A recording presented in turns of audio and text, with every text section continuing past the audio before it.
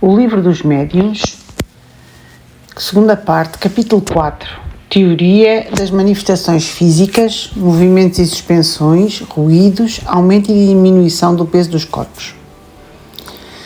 A existência dos espíritos, sendo demonstrada pelo raciocínio e pelos factos, assim como a possibilidade para eles agirem sobre a matéria, agora é a hora de conhecermos como essa ação se realiza e como os espíritos procedem para fazer mover as mesas e outros corpos inertes.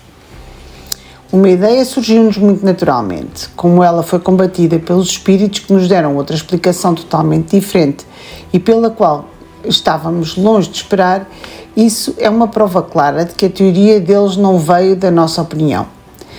Ora, qualquer um podia ter tido aquela nossa ideia. Quanto à teoria dos espíritos, não queremos que ela tenha vindo ao pensamento de ninguém. Reconheceremos sem dificuldades o quanto ela é superior à nossa, conquanto menos simples, porque dá a solução para uma infinidade de outros factos que não encontravam nenhuma explicação satisfatória. Do momento em que conhecemos a natureza dos espíritos, a sua forma humana, as propriedades semimateriais do perispírito, a ação mecânica que este pode ter sobre a matéria, que nos casos da aparição viu-se mãos fluídicas e até tangíveis pegar objetos e os transportar, então é natural que acreditemos que o espírito se sirva muito simplesmente das suas próprias mãos para fazer a mesa girar e que ele a levantasse no espaço manualmente. Mas então, nesse caso, qual é a necessidade de se ter um médium? O espírito não poderia agir sozinho?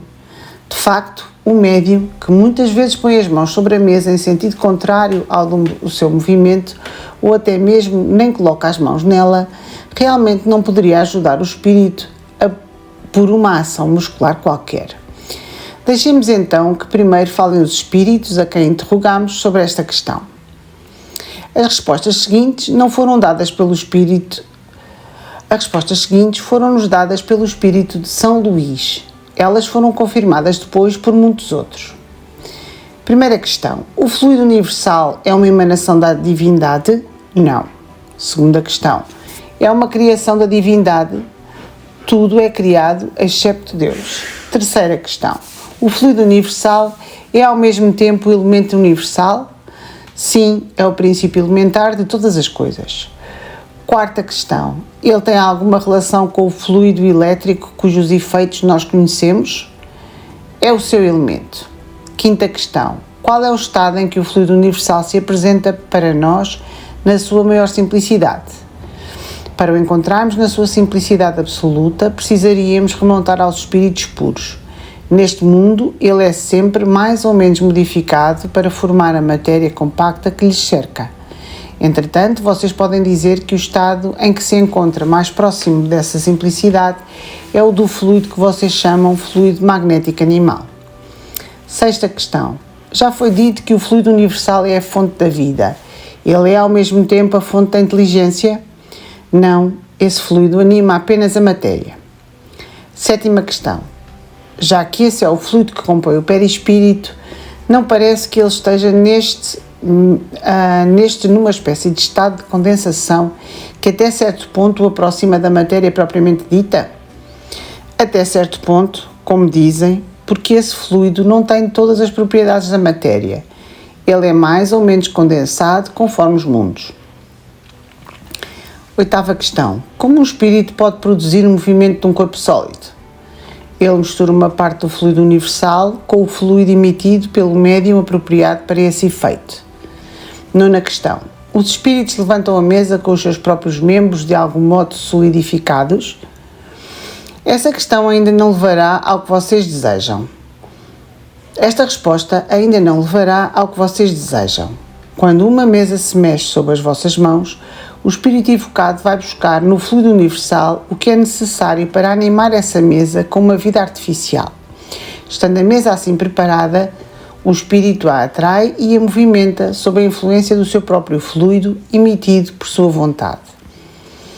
Quando a massa que ele deseja pôr em movimento é pesada demais, ele pede ajuda aos espíritos que estejam nas mesmas condições que as suas. Em razão da sua natureza etérea, o espírito propriamente dito não pode agir sobre a matéria grosseira sem um intermediário, quer dizer, sem o liame que o une à matéria. Esse liame, que constitui o que chama o perispírito, dá-lhes a chave de todos os fenómenos de espíritas materiais. Creio ter explicado muito claramente para ser compreendido. Nota: chamamos a atenção para esta primeira frase. Esta resposta ainda não levará ao que vocês desejam.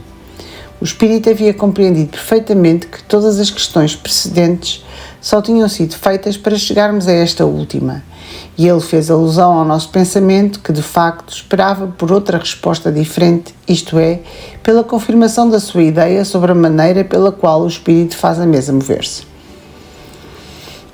Pergunta 10. Os espíritos que aqueles chama em seu auxílio são inferiores a ele e estão sob as suas ordens? Iguais quase sempre. Muitas vezes eles vêm espontaneamente. Pergunta 11. Todos os espíritos estão aptos a produzir fenómenos deste género? Os espíritos que produzem este tipo de efeitos são sempre inferiores, que ainda não estão inteiramente livres de toda a influência material. Pergunta 12. Compreendemos que os espíritos superiores não se ocupem com coisas que estejam abaixo deles, mas perguntamos se por eles serem mais desmaterializados teriam força para tal, se tivessem vontade de fazer isso. Os espíritos superiores têm a força moral, como os outros têm a força física. Quando precisam dessa força, eles servem-se dos que a possuem. Já não lhes dissemos que eles empregam os espíritos inferiores como vocês utilizam os carregadores? Nota: já foi dito que a densidade do perispírito, se assim podemos nos exprimir, varia conforme o estado dos mundos. Parece que ela também varia no mesmo mundo conforme os indivíduos. Nos espíritos avançados moralmente, ela é a mais subtil e aproxima-se da dos espíritos elevados. Nos espíritos inferiores, ao contrário, aproxima-se da matéria e é o que faz com que esses espíritos de baixo nível conservem por muito tempo as ilusões da vida terrestre. Eles pensam e agem como se ainda fossem vivos. Têm os mesmos desejos e poderíamos dizer quase a mesma sensualidade.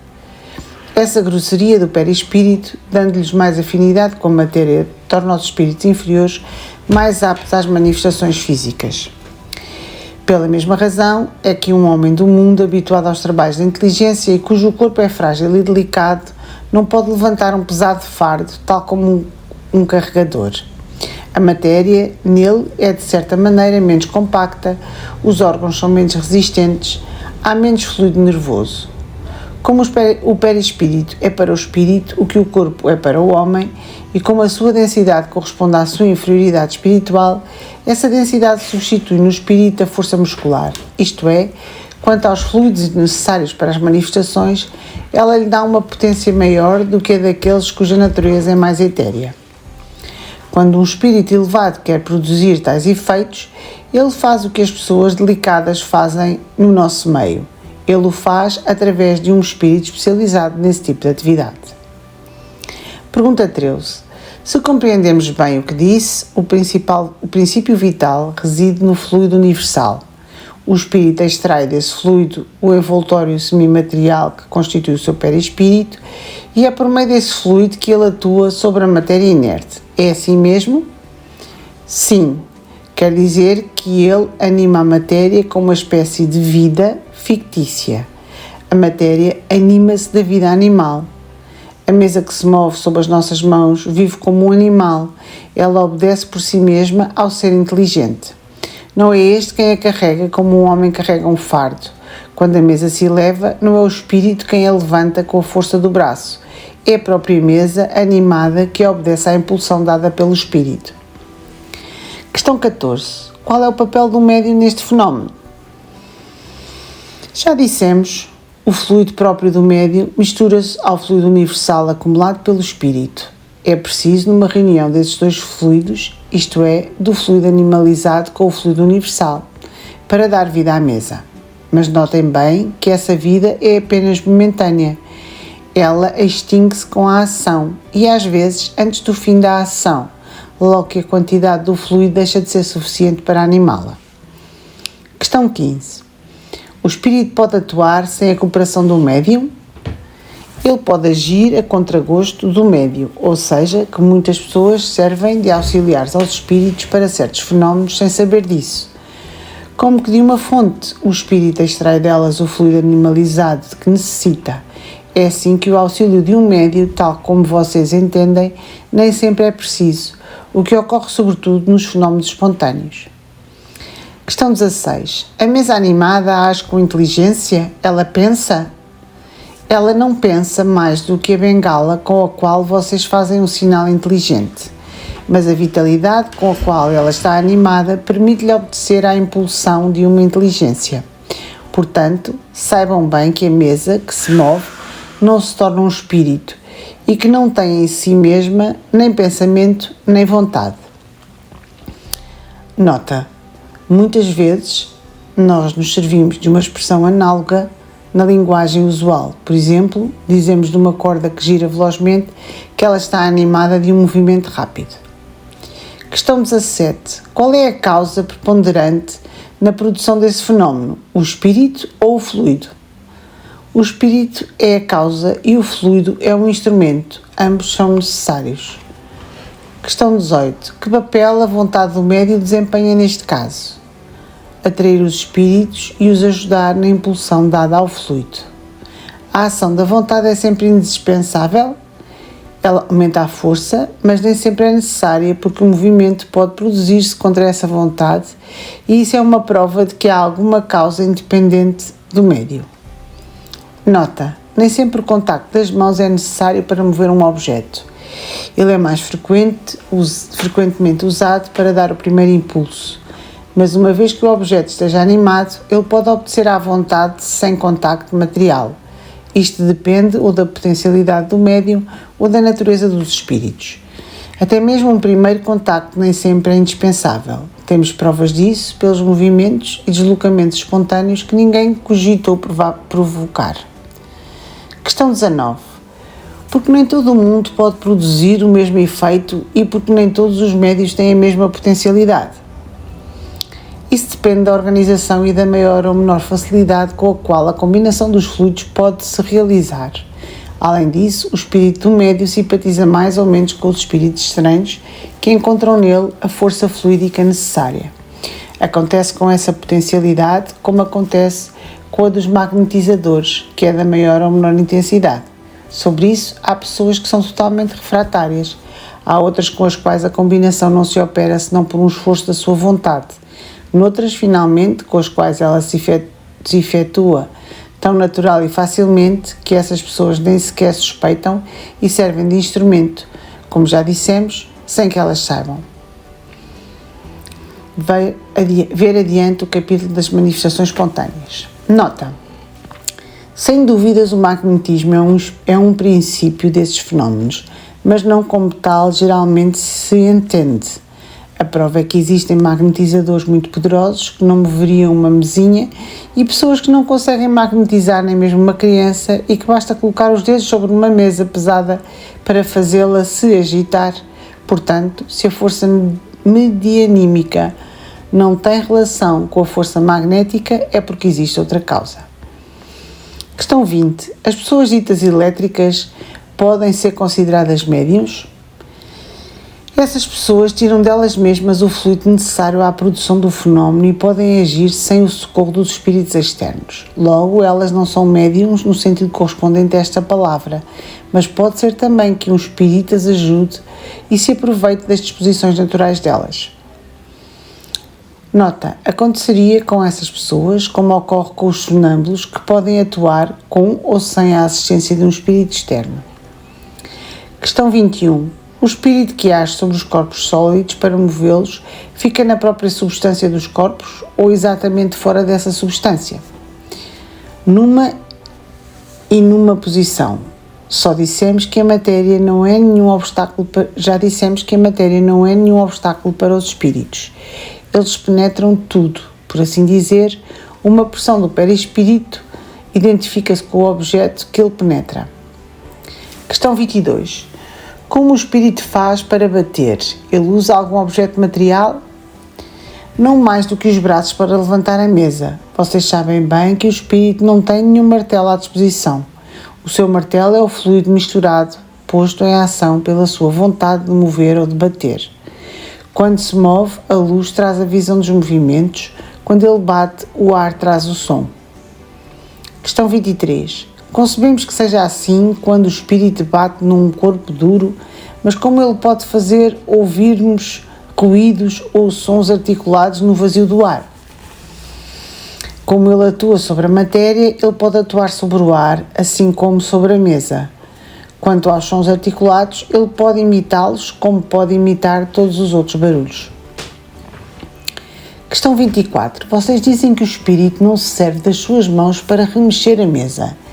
Entretanto, em certas manifestações visuais, temos visto aparecer mãos cujos dedos se movem sobre um teclado, tocando as teclas e produzindo sons. Neste caso, não parece que os movimentos das teclas sejam produzidos pela pressão dos dedos? Essa pressão não seria também direta e real quando se faz sentir sobre nós mesmos quando essas mãos deixam marcas na pele? Vocês não podem compreender a natureza dos espíritos e nem a maneira deles agirem a não ser por comparações, que lhes dão apenas uma ideia incompleta. E é sempre um erro querer assimilar os procedimentos deles aos de vocês. Os procedimentos deles devem estar em conformidade com a própria organização deles. Nós não já lhes dissemos que o fluido do perispírito penetra a matéria e se identifica com ela, animando-a com uma vida artificial? Pois bem, quando um espírito põe os dedos sobre as teclas, ele realmente os põe e de facto movimenta as teclas, mas não é pela força muscular que ele a pressiona. Ele anima a tecla, como faz com a mesa, e então a tecla, que obedece à vontade dele, mexe-se e toca a corda. Aqui mesmo se passa uma coisa que vocês têm dificuldade em compreender.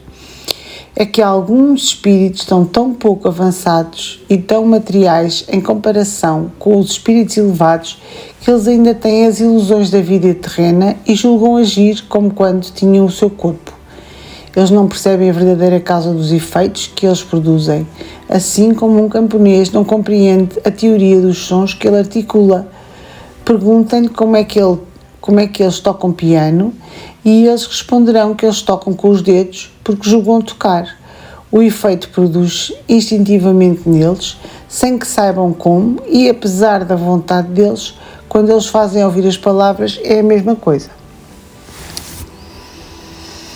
Nota, resulta destas explicações que os espíritos podem produzir todos os efeitos que nós mesmos produzimos, mas por meios apropriados à sua organização. Certas forças que lhes são próprias substituem os músculos que nos são necessários para agirmos, do mesmo modo que o gesto substitui a palavra que falta no mudo.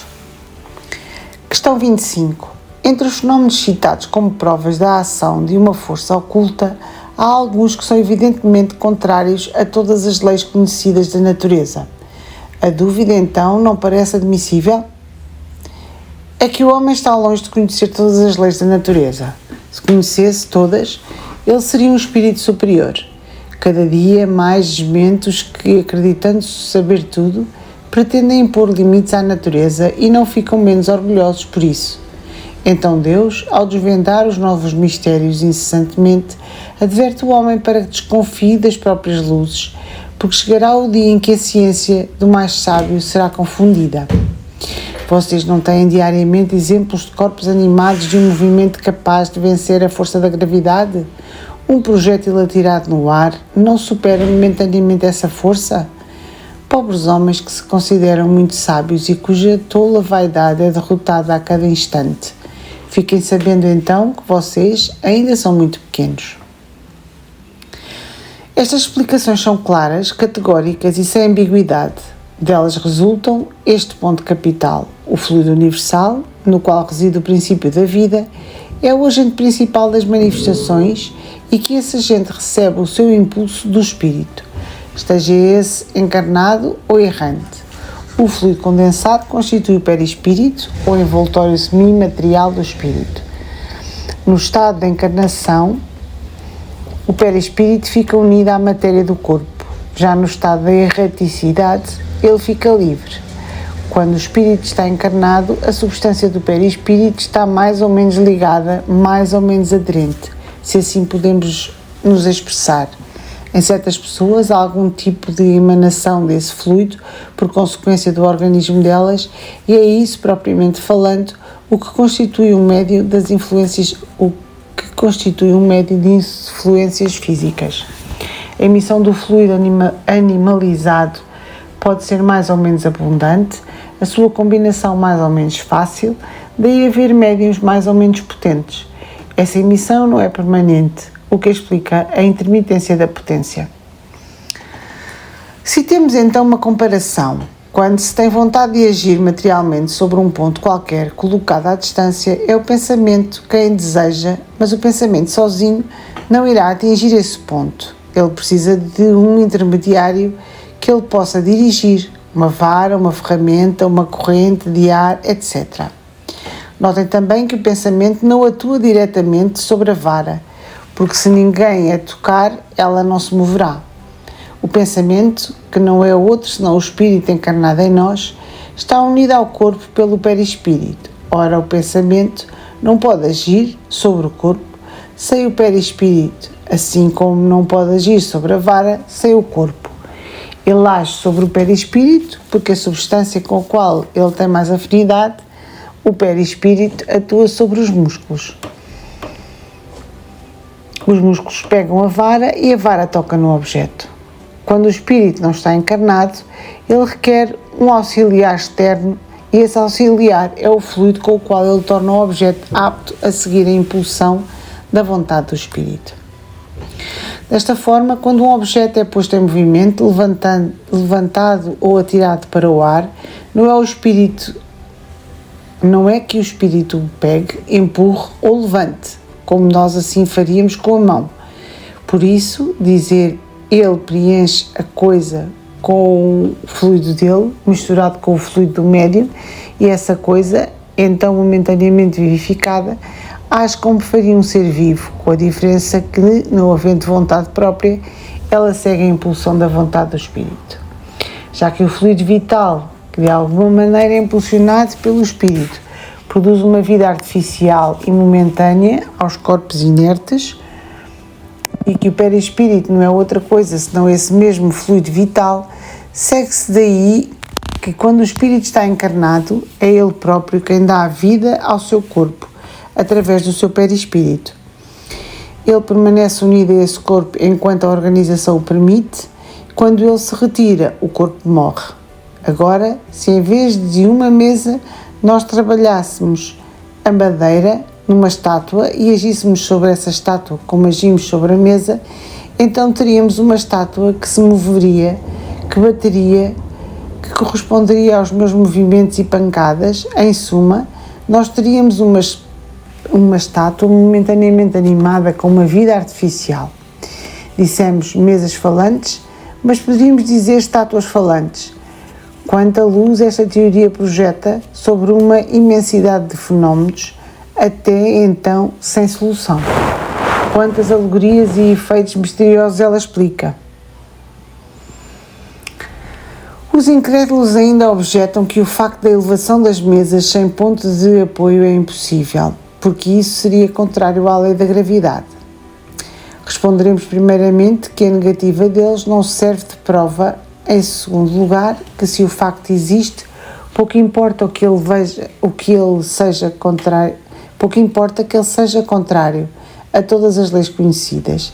Isto só provaria uma coisa, que ele decorre de uma lei desconhecida e que os navegadores não podem ser a pretensão de conhecer todas as leis e que os negadores não podem ter a pretensão de conhecer todas as leis da natureza. Nós acabamos de explicar esta lei, mas isso não é razão para que ela seja aceita por eles, precisamente porque ela foi dada pelos espíritos que deixaram a sua roupa terrena, em vez de ser pelos espíritos que ainda vestem a sua e que estão sentados na academia. De tal modo que se o espírito de Arago, enquanto vivo, tivesse formulado essa lei, eles o teriam aceitado de olhos fechados, mas dada pelo espírito de Arago, morto, ela é uma utopia. E porquê isso? porque os académicos acreditam que Arago, tendo morrido, tudo nele está morto. Não temos a pretensão de dissuadi-los, entretanto, com essa objeção poderia confundir algumas pessoas. Nós vamos tentar respondê-la colocando-nos do ponto de vista deles, isto é, ignorando por um instante a teoria da animação artificial.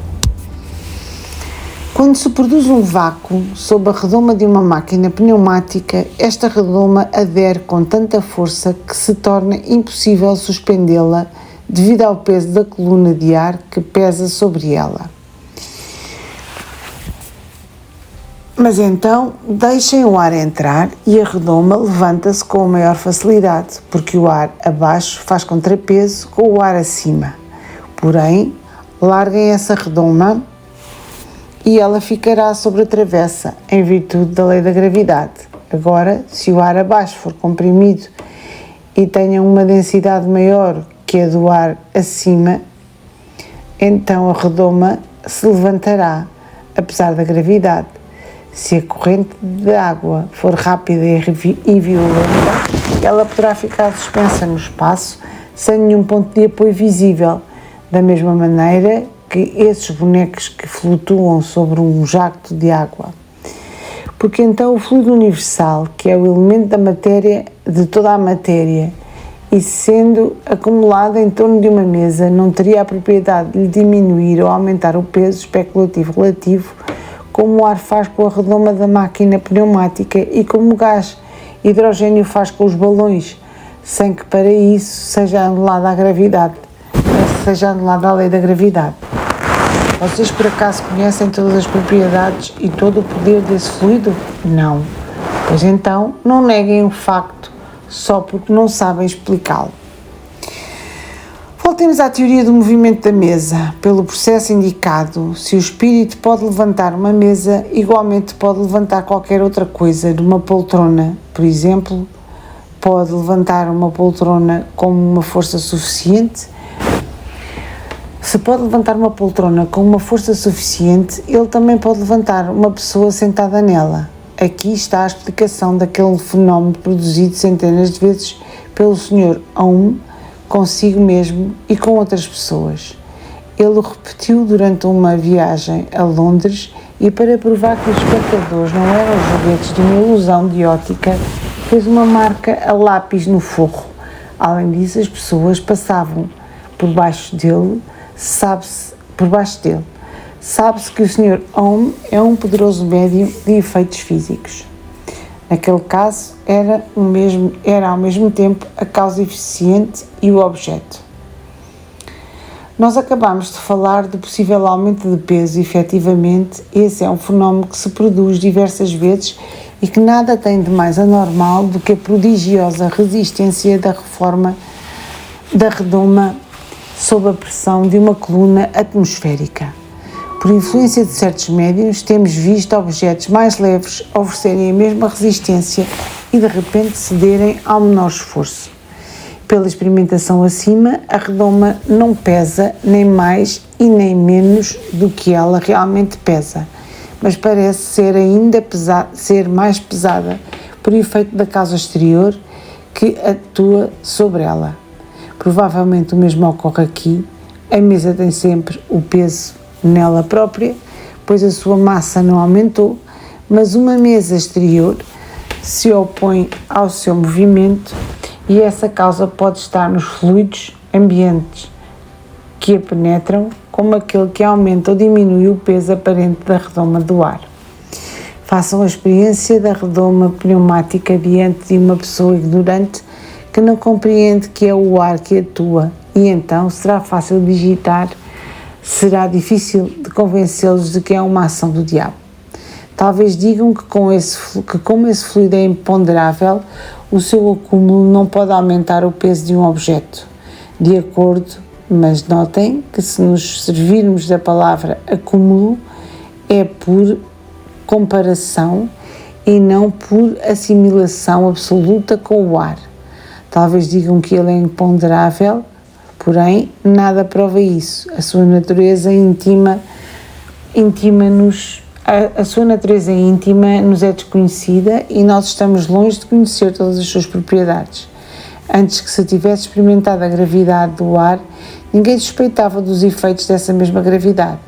A eletricidade também é classificada entre os fluidos imponderáveis. No entanto, um corpo pode ser retido por uma corrente elétrica e oferecer grande resistência a quem queira suspendê-lo. Ele tornou-se, portanto, aparentemente mais pesado. Pelo facto de não se ver o suporte, seria ilógico concluir que ele não existe. O espírito pode então ter alavancas que nos sejam desconhecidas. A natureza prova-nos diariamente que a sua força não se detém no testemunho dos sentidos. Só uma causa semelhante a esta pode explicar o estranho fenómeno, do qual temos visto tantos exemplos, de um jovem fraco e delicado levantando com 2 dedos sem esforço um homem forte e robusto, juntamente com a cadeira em que esteja sentado, como se fosse uma pena, o que comprova uma causa externa à pessoa, uma causa externa à pessoa, são as intermitências da faculdade.